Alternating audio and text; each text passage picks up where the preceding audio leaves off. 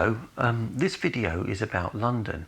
Now, I visit London fairly often, whether it be to do work, to see clients or to deliver jobs and so on.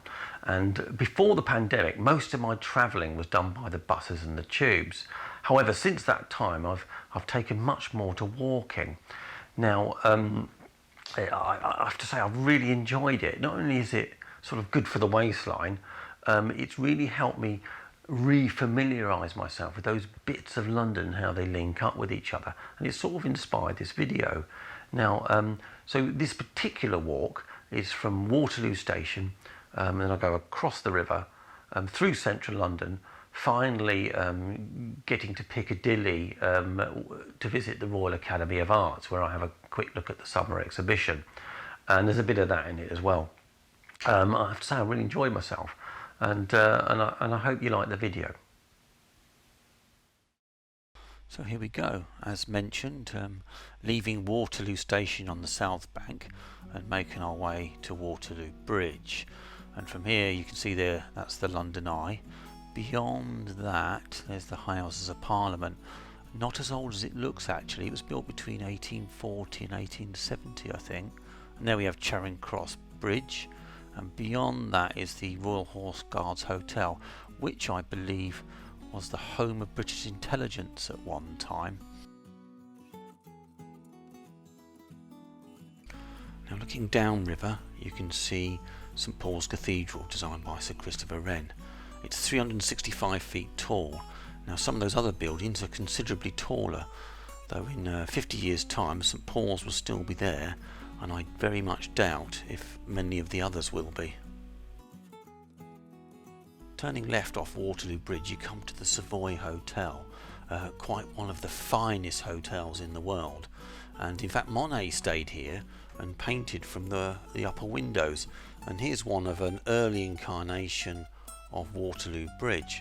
Now you may be surprised to know I don't stay at the Savoy when I visit London. I stay somewhere perhaps a little bit more modest. Walking down the Strand, it's not long before you come to the world famous Trafalgar Square, built in the 1820s to commemorate the victory of Lord Nelson at the Battle of Trafalgar. And there is the man himself, standing majestically atop of his plinth. And would you believe it, right on cue we have a Route Master bus.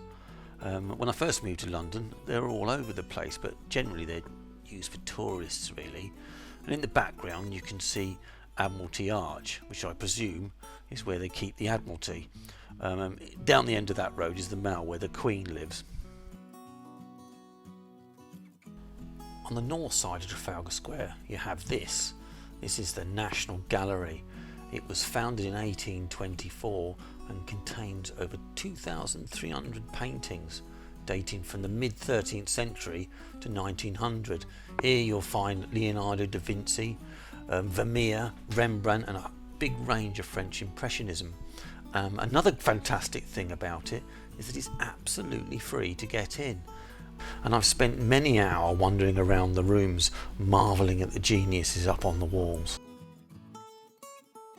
Behind the National Gallery you'll find Leicester Square, also known as Theatreland, and for good reason really, as almost all major films in the UK are premiered at one of the cinemas here in Leicester Square.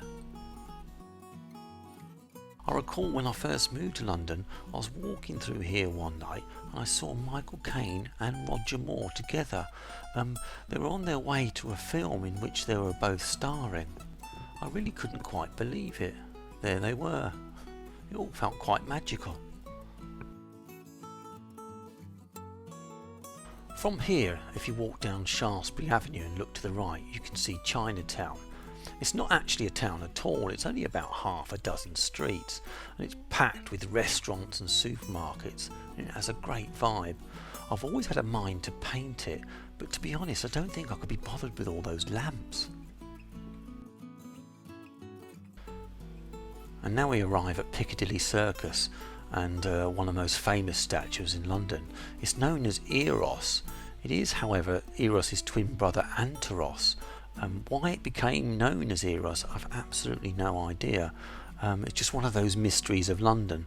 But there we are, Anteros, not Eros.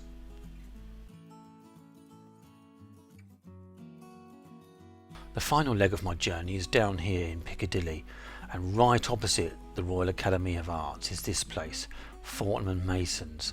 They've been here since 1707 and they have a fantastic food hall. The section that appeals to me most is downstairs in the deli counter, and it's here where I stock up with snacks. You get some of the best deli food in the world here, and I'll be munching away on them as I move around the exhibition. I'm not sure if you're allowed to eat at the Royal Academy, so I stuff them in my pockets and munch on them surreptitiously, avoiding eye contact with any of the staff. And here we are, what a grand entrance. This is Burlington House, home of the Royal Academy of Arts, which was founded in 1768. And that rather majestic chap is Sir Joshua Reynolds. He was the Royal Academy's first president. And that not so majestic chap is me, getting the first ideas down of the painting that's slowly building itself in the bottom right hand corner. So here we finally arrived. Now when you first go into the summer exhibition, it might feel a little bit overwhelming. There's a riot of pictures in every corner, and of course there's hundreds of different artists and hundreds of different voices and loads of different gallery spaces. But if you take your time, it's all worth it. Obviously I can't show everything, so I've decided to cherry pick a few bits of interest here and there. The first thing that took my eye was this rather bewildered orange dog. I really like it, and someone likes it too because that red spot says it's sold. Talking of sold, here's one with Boris Johnson with pins stuck in him. That's very contemporary. And this piece is a comment on contemporary art itself, or maybe the viewers of contemporary art. And here's an unusual one, a 6.5 foot big woolly thing. As I mentioned, there's great variety at the summer exhibition, and next to woolly things you can just get some traditional painting like this, landscapes and still life. Now I think this one shows how things have changed in the last 50 years. John Lennon once said it was more popular than Jesus, and in this painting he actually is Jesus. It would have caused terrible issues years ago, but now it just seems to be like an interesting piece of art. As you can see, there's a cornucopia of paintings and drawings here, but what's not commonly known about the summer exhibition is that there's a whole vast section on just architecture, and that's been there since the summer exhibition first started in the 18th century. In amongst it all are these beautifully detailed models. It must have been thousands of hours of painstaking work. I was particularly struck by this piece. It's sort of a super yacht come island. It's got Bond villain oligarch written all over it. I really like it. No idea what that dome is for, but the scale is vast.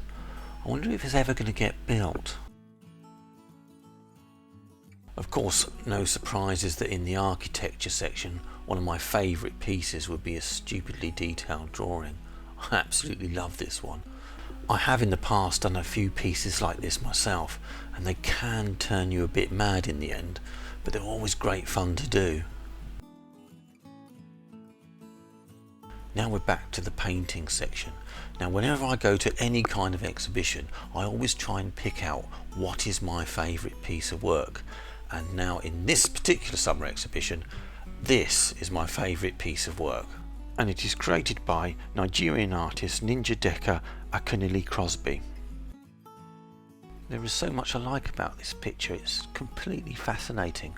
At first it might just seem like a conventional still life, but as you go in closer you can see all sorts of things going on. Amongst the foliage he seems to use a mixture of screen printing, photography and painting to create a sort of collage autobiography. I'm assuming many of these photographs are family photographs, but in amongst it there seems to be bits of advertising as well. Stepping back a bit, I'm really enjoying those offset vertical panels. The left-hand panel reminds me a bit of the backgrounds in some of Van Gogh's sunflower paintings. Yes, this is definitely the painting for me.